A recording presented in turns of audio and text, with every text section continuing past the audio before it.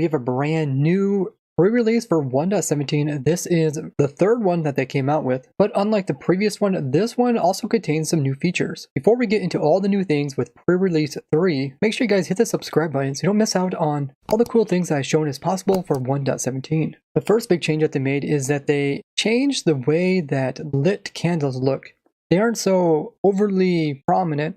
You're still able to tell that they're lit, even if you don't have particles turned on. It overall looks like it's a good change. The next new feature that they added in is that goats will no longer get attacked back by whatever things they hit.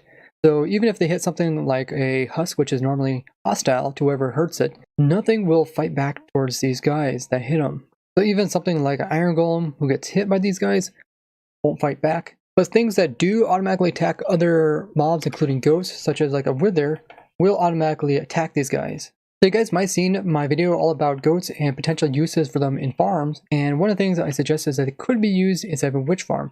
But at that time, the witches did have a small chance of throwing a potion back at the goat and end up hurting them, which would eventually kill them. But now the goats can hit these guys without worrying about the witches ever attacking back. So if you want to, you could make a witch farm with goats. But as I talked about in that video, it is slower than using like my Zoglin witch farm. But it could definitely make a really funny farm, not only for witches, but for other hostile mobs. If you want to, you can use goats to move pretty much any mob around by having them ram them, although it would be more for fun than for efficiency. Now they did say that there is this warning that's currently popping up during this pre-release, and this is an accident and will be removed in the next pre-release.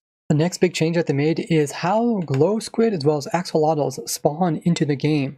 So on top of the previous requirement, which they had to be underneath the sea level, and they also had to believe that they weren't inside of an ocean, equivalent to having blocks on top of it, they now also need to be in an area that is completely dark in order to spawn, as well as have it so they spawn in with natural stone within 5 meters below them of where they spawn. Now TizAwesome looked up what exactly natural stone is, and it includes stone, granite, diorite, andesite, tuff, as well as deep slate. So those blocks underneath of them, they're able to spawn in naturally. This means I will have to tweak my glow squid farm, make sure it's completely dark, and to make sure that the bottom has some stone blocks. So look forward to a new video on those, as well as I will be updating my fish in a bucket farm, which can be used to pick up axolotls. I think it's a good thing that they added in these requirements. That way we don't have these guys accidentally spawn inside of other waterways they might have in your world. You can stop them by either putting in light or making sure that the bottom block is not stoned. So some pretty cool changes, like we don't have to worry about goats accidentally ramming mobs that will end up killing them. You won't lose your goats. And you don't have to worry about like axolotls spawning inside of your fish aquariums and killing off your fish.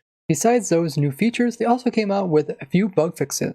The first one is that now the player is holding the end rod very securely instead of it having kind of hovering in front of his hand. They fixed a problem where if you breed 2 axolotls together and produce a baby axolotl, they will no longer despawn. And the reason they change this is because when you breed other mobs like cows and pigs, their babies don't despawn, so the idea is these guys shouldn't despawn either. Now axolotls on their own can despawn because they are in the same mob cap as like squids and dolphins. So if they can't despawn, that means they should also not count towards a mob cap. This is similar to axolotls, which you pick up with a bucket and place down again. Those guys don't despawn, and they also don't count to the mob cap.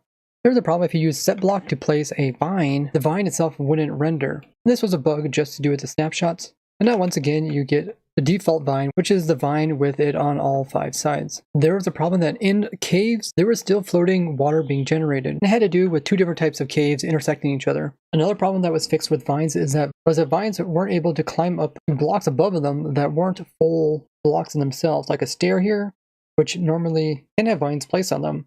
It wasn't naturally doing this, and now it should. They fixed this bug to do with how caves were generating. They would seemingly break along chunk borders. They also added it so that if you light a candle on a cake, the texture of that candle will also change, just like the ones that change on the ground. There's a problem if you give mobs a custom player head, that there was Z fighting occurring between the head as well as the mob texture, which is just underneath of it. And they resolved this. If you had the game rule do tile drops set to false, when a sand block was dropped onto a slab, it wouldn't pop off as an item, but would instead just stay there as a block. And now it will pop off like a normal one.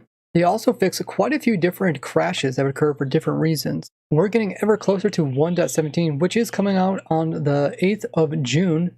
So just next week. With it, we'll be getting access to all of this cool stuff. If you guys are wondering how to get all the different items in the normal survival world of 1.17, check out this video I did on it. And if you want to know how to farm up all these items in large amounts, I've done a farm on all 30 different types of items. You can find that playlist link below. I would love to hear what you guys are most excited for in this upcoming release. And as always, I'd like to thank you guys for watching, and I'll see you guys in the next one. Bye-bye!